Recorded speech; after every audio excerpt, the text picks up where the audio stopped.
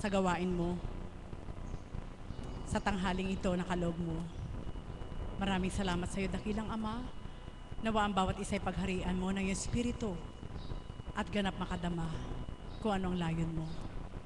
Sa pamamagitan ng kapangyarihan mo, sa katauhan ng inyong kinalugdan na sa amin binigay mo upang matutunan ang iyong kabanalan. Amen. Buhay po ba ang Diyos? Purihin, purihin, dakilain ng ating Panginoon. Kumusta po kayo? Pwede po bang humiling? Maaari po bang punuin natin yung upuan sa loob para po matipon tayo? Kung maaari lang po, sapagkat mas masarap po na walang bakanting upuan sa harapan. Amen? Sige po, para po buo tayo. Sapagkat napakaganda po ng tema na bahagi ng ating Panginoon.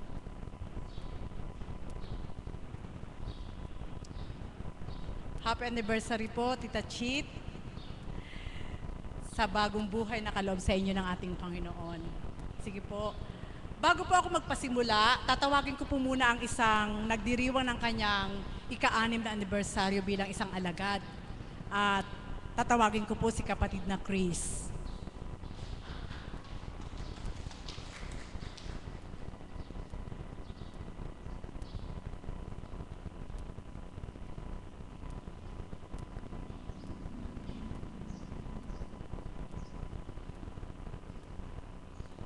Magandang umaga po sa tanghaling ito, mga kapatid.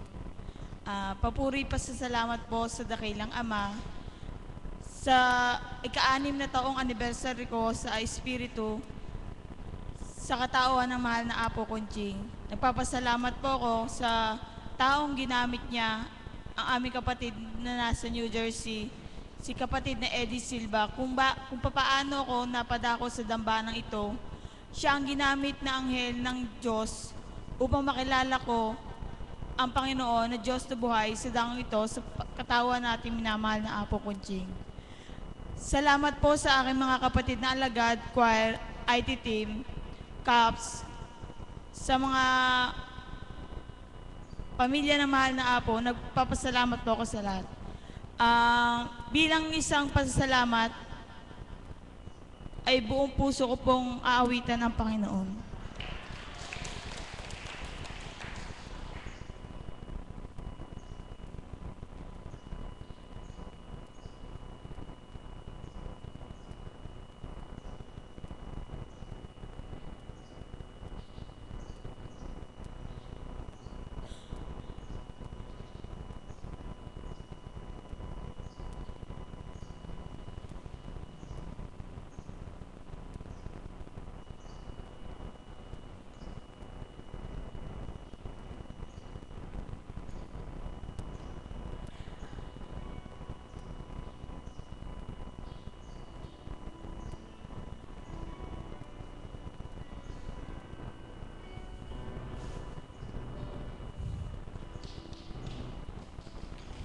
Give thanks with a grateful heart.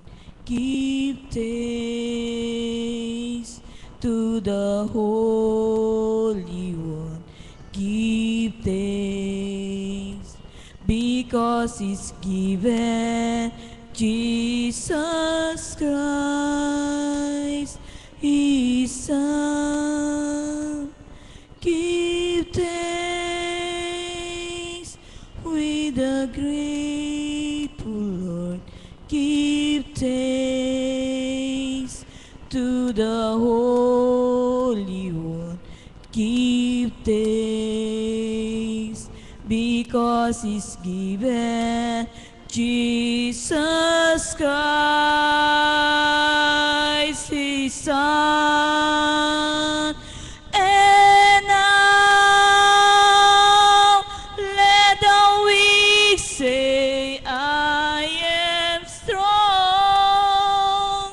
Let the poor say, I am rich, because of what the Lord has done for us. Give Give thanks. Give thanks. Give thanks.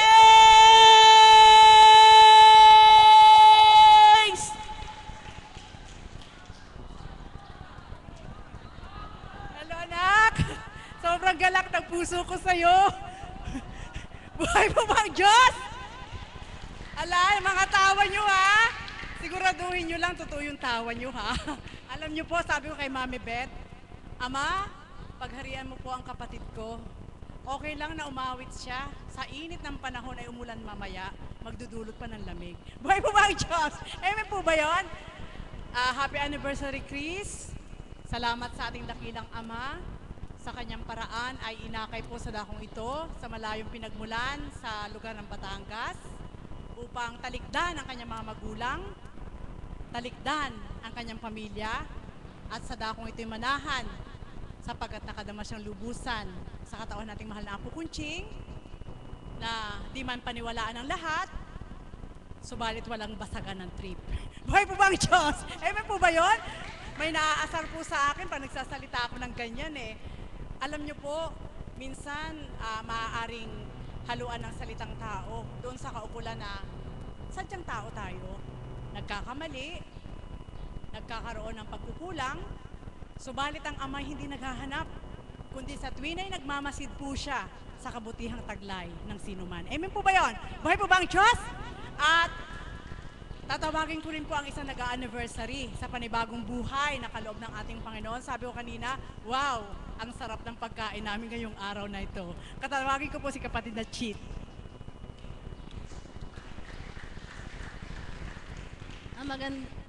Magandang tanghali, ay magandang umaga po sa katanghaliang ito. Ako po ay nandito upang magpasalamat sa Diyos Ama, Anak at Espiritu Santo sa ating mahal na Apo Kunching, na ako po ay nandito ngayon, isang taon na po na binigay nila sa akin ang kagalingan ng aking karamdaman at panibagong buhay sa akin. Nagpapasalamat po ako na kung hindi ko nakilala ang mahal na Apo Kunching, siguro po ngayon wala na ako dito, hindi ko nakilala kung sino ang ating amang hinihingian natin ng lahat ng ating pangangailangan sa ating buhay. Kaya po, hindi po sakit lamang na pangkaraniwang sakit ang naging sakit ko, kundi po talagang cancer. At sa patnubay po ng Ama, talaga pong binigay niya sa akin ng kagalingan. Yun po ang pinagpapasalamat ko. At lahat po ng mga nandito sa Dambana, lahat po ng mga kapatirang Divine Mercy, nagpapasalamat po ako sa kanila. Gusto ko rin po sa pagkakataong ito ay mahandugan ko po ng isang awitin ng ating Ama. Ama, papurit pasasalamat po sa inyo sa binigay niyo sa aking panibagong buhay at kagalingan. Na kundi po dahil sa inyo, Ama, kundi ko kayo nakilala, siguro po ngayon ay wala na ako. Maraming salamat po, Ama. Salamat po. Salamat sa iyo, aking Panginoong Jesus. Ako'y inibig mo at inangking lubos. Ang tanging alay ko sa'yo, aking Ama, ay buong buhay ko, puso at kaluluwa, di man makayanang makapagkaloob. Mamahaling hiyas ni gintong nilubog, ang aking dalangin, O Diyos, ay tanggapin. Ang tanging alay ko, nawa ay gamitin. Ikaw lamang, Ama, wala nang iba pa akong mahiling. Di ko akalain ako ay bibigyang pansin. Ang taong tulad ko'y di dapat mahalin. Ang tanging alay ko sa'yo, aking Ama, ay buong buhay ko, puso at kaluluwa. Di man makayanang makapagkaloob, mamahaling iyas ni gintong nilubog. Ang aking dalangin, O Diyos, ay tanggapin. Ang tanging alay ko naway gamitin. Ikaw lamang, Ama, wala nang iba pa akong mahihiling. Aking hinihintay ang iyong pagbabalik, Jesus. Ang makapiling kay kagalakang lubos. Ang tanging alay ko sa'yo, aking Ama, ay buong buhay ko, puso at kaluluwa.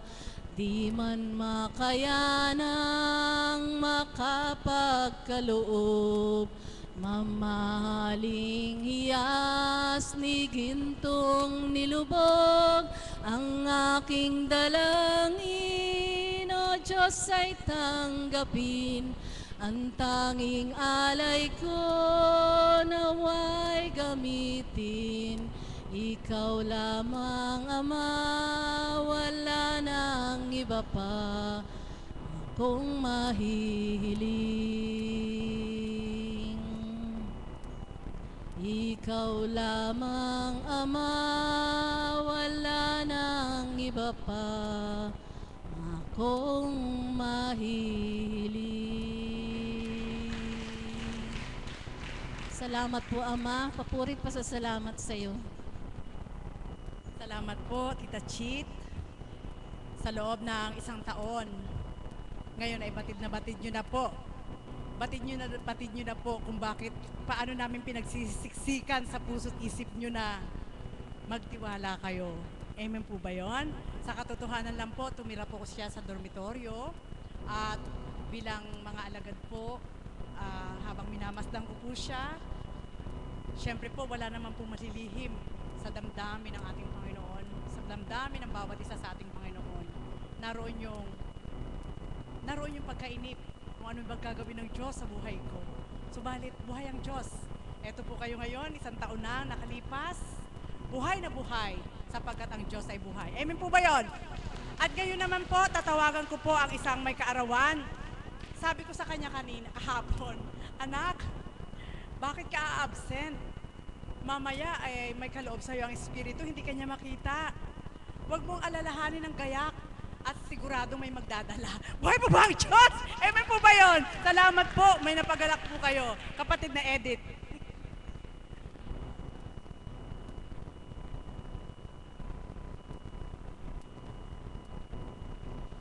Isang mapagpalang umaga po sa katanghaliang ito.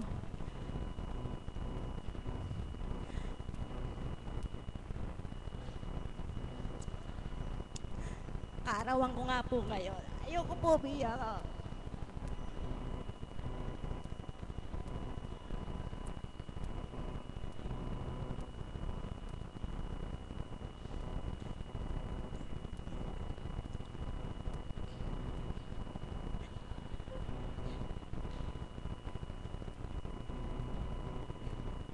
Bakit po ako nakasuot ng pink?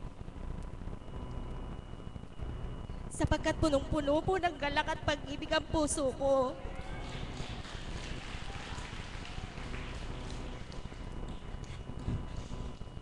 isang kapatid ko pong alagad ang sa tuwi-tuwi na po araw-araw, binabati niya ako ng happy birthday. Sabi ko po sa kanya, isang araw, totoo na yung bati mo sa akin. Bigay niya po ito sa akin.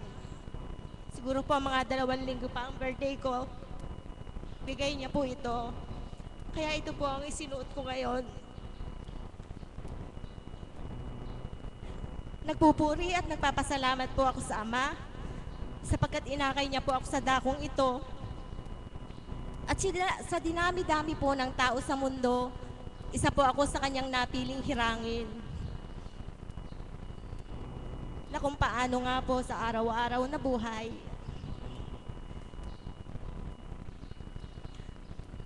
marami po akong, sabi nga po, dapi-dapi itong sagu-sagunso ng dinaranas kong pagdalisay. Subalit nakita niyo po ba ito sa aking mukha?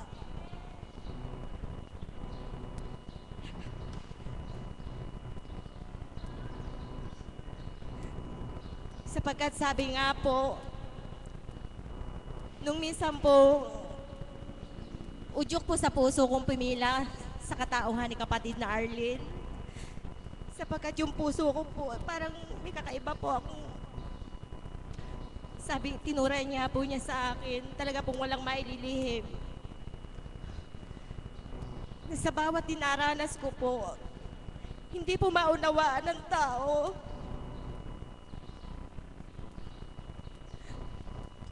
Nariyan ang panghuhusga nila, panlalait sa iyo, pinagtatawanan ka. Subalit nung pumila po kay kapatid na Arlene, sabi nga po niya, hindi ko daw pumaabot ang kanyang kalaliman, kundi ko daranasin ang lahat ng pagdalisay na ito. Pumasok din po sa isip ko noon, bakit ang ibang alagad? Yung parang alalang po, wala silang ganitong dinaran. Sabi po niya sa akin, huwag kang mainggit sa ibang mong mga kapatid. Sapagkat isa ka sa gusto kong lumalim. Hindi ko daw po daranasin ito kung hindi daw po ako lalalim kung di ko daranasin ang lahat ng ito. Kaya nagpupuri, nagpapasalamat po ako sa kanya.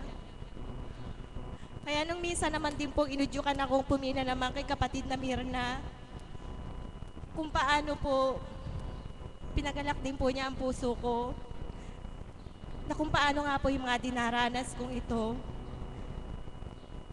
Sabi po niya, ako ang kanyang obra maestra. Isang halimbawa ng mga tao.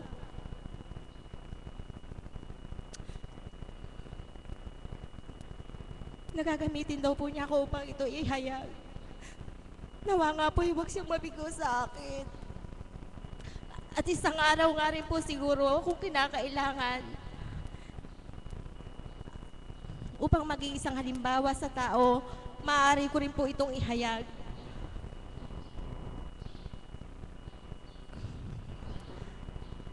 Ito po ang pinagpupuri, pinagpapasalamat ko sa Ama. Sapagkat naman po ang dinaranas ko, wala po ako nararamdaman dito sa puso ko. Kahit minsan, pagka po nagalit po ako, saglit lamang. Nakakatulog po ako ng mahimbing.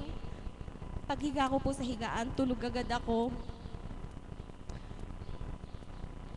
At kung paano nga po yung sinasabi niya na mahalin mo ang mahirap mahalin. Nakamit ko po ito. Kaya nagpupuri at nagpapasalamat ako sa Ama. Binigyan niya ako ng ganitong damdamin. At kung paano din po niya ipinapakita ang kahiwagaan niya at pagmamahal niya sa akin. Nito lamang pong bago po magpasukan, Friday, bakit po biglang pumasok sa isip ko na ipasukat po sa aking anak ang kanyang mga uniform. Sinukat niya po ito, maliit po lahat. Sabi ko, para po umano po sa isip ko, paano yan? Nang pong dumating ako dito sa Dambana, nagkukwentuhan po kami na gano'n niya po. Nito pong Monday, pasukan na po. Sabi po ng anak ko, "Nanay, pasukan na, wala pa akong gamit." Sabi ko, okay lang yan. Magdala ka na lang na isang papel at ballpen. Pwede na yon, sabi ko po. Nung habang ako po ay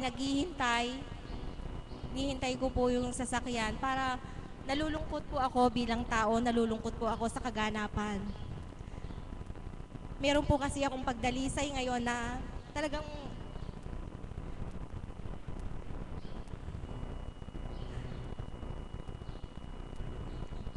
inihiling ko na lamang po sa Panginoon na naway malagpasan ko po ito. At habang ako po ay naghihintay, naiiyak po ako. Nakatingin po ako sa larawan ni Divine. Bigla pong nag-ring ang cellphone ko. Tumawag po sa akin ng shepherd ko. Pinabibili niya po ng uniform yung anak ko.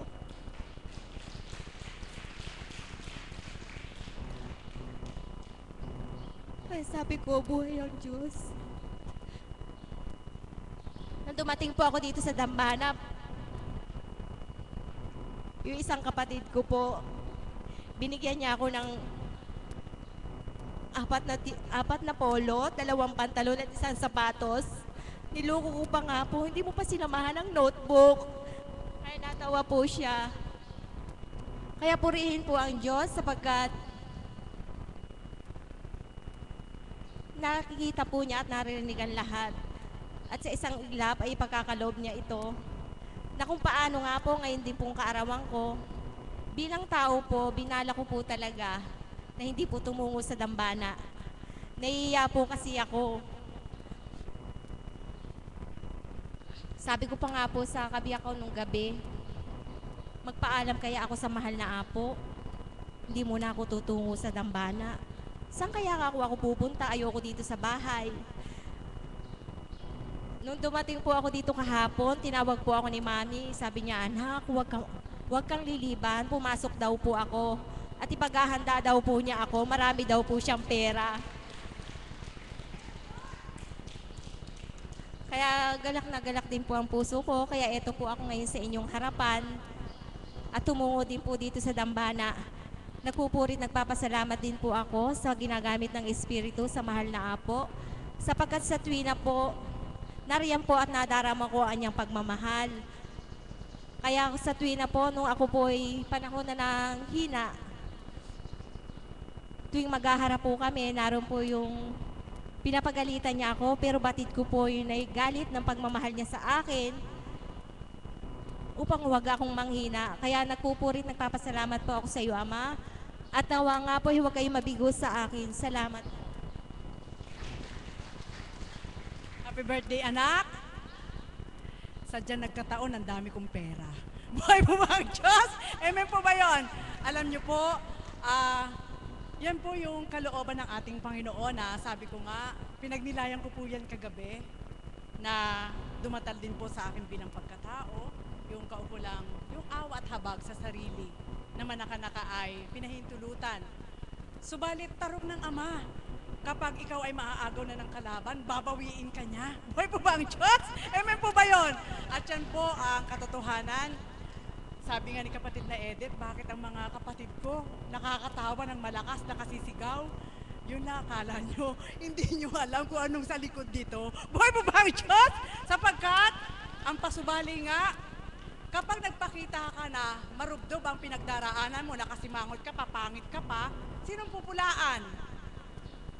Di ba ang ating Panginoon? At syempre po, madadamay ang katauhan nating mahal na Apo Kunching? No way. Kaya, lagi tayong maganda, lagi tayong masaya, sapagkat ang Diyos ay buhay. Buhay po ba ang Diyos? At sa pagkakataong ito, napakalinaw po sa aking kaisipan ang naging tema kahapon ni kapatid na Promise, na ang sabi nga ay, paano ba tinutugunan ng ating Panginoon ang inyong mga kahilingan? At hindi na nawala sa isip ko hanggang kagabi nang ako ay dumudulog. Sabi ko, Ama, bigyan niyo po kami ng kaukulang marapat kung ano dapat naming kamtin.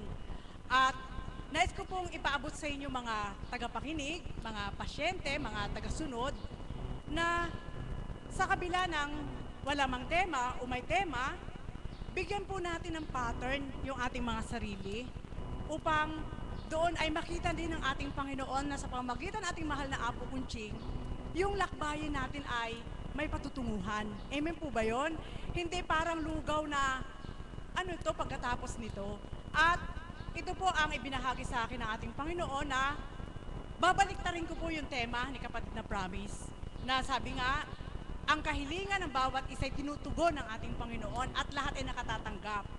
At ito po yung tema ko naman na ibibigay sa inyo at pagninilay. Sa pagtugon ng Diyos sa buhay mo, sa lahat ng kailangan mo, paano mo naman tinutugunan ng Diyos sa pangangailangan niya sa iyo? Buhay pa ba ang Diyos? Amen po ba yun? Sapagkat, tinanong kong mabuti yan sa Ama, ako ba'y mangangaral? Hindi anak. Kailangan magkaroon na ng kaukulang paninindigan ng bawat isa kung sino nga ako sa katauhan ni Constancia, kay Apo Kunching, na naghahasik ng kanyang mga aral sa bawat araw. Ano ang kahihinatnan nito? Ano ang ibinibigay nito sa ating buhay? At paano tayo tutupad upang mapagalak din natin ang ating Panginoon? Sa palagay niyo po ba, kailangan bang gulangan na lang natin ang gulangan ng Diyos? Na sabi nga, kapag may kailangan ka, tinatawag mo ako. Kapag okay ka na, iniiwan mo ako. Diba, parang nakakakonsensya. Amen po ba yun? Buhay po ba ang Diyos? At pag nastan niyo, pag nilayan niyo po, may mga pagkakataon na, sabi nga, patawad po mga kapatid, hindi ko po kayo pinapatamaan ha. Kapag walang tema, makapagpapahayag ang lahat. Kahit may tema, makapagpapahayag po kayo. Sapagkat minuto, segundo, ang gampanin ng Diyos sa ating lahat ay hindi nawawala. Buhay po ba ang Diyos? Amen? At alam mo malinaw, tinuran niya, anak, huwag mo silang katakutan. Sapagkat kung ang hinihiling lamang ng mga kapatid mo ay mapagaling sila bilang katawang lupa sa katauhan ni Apo Kunching, pagtalikod nito malilimutan na ako. At muli silang babalik pag nagkasakit. Buhay mo ba ang Diyos? Amen po ba yun? Kaya mas sa madaling salita, ang gusto ng ating Panginoon, kailangan mabusog at magamot yung ating kaluluwa. At yun ang pinakamahalaga, na sa bawat araw ay hinihahasik po niya. Kaya yun po yung kaukulan na nais po naming ilagay sa puso't isip po ninyo bilang tayo po ay tagasunod ng ating Panginoon sa dakong ito sa katauhan nating mahal na Apo Kunching, na kung ating pagdinilayan, ikaw mismo ay magkakaroon ng katuturan sa buhay mo. Amen? Kaya bibigay ko po sa inyo si Mami Beth, na udyok sa puso ko para maipaliwanag po niya yung kaukulan. Bakit siya tumugon at paano siya tumugon sa panawagan ng ating Panginoon. Kaya nawa po ang lahat ay makaunawa at maaari din po ninyo ito maging pagninilay. Bakit ba ako naririto? Bakit kailangan kong ibigay sa Diyos ang buhay ko? Yun po, i-focus nyo po upang higit nyong makilala kung sino ang tinutunguhan nyo. Sa dakong ito, sa katauhan nating mahal na Apo Kunching, na sa bawat araw ay nagbibigay ng pagmamahal. Muli, magandang umaga po sa inyo sa tanghaling ito. Mami Beth.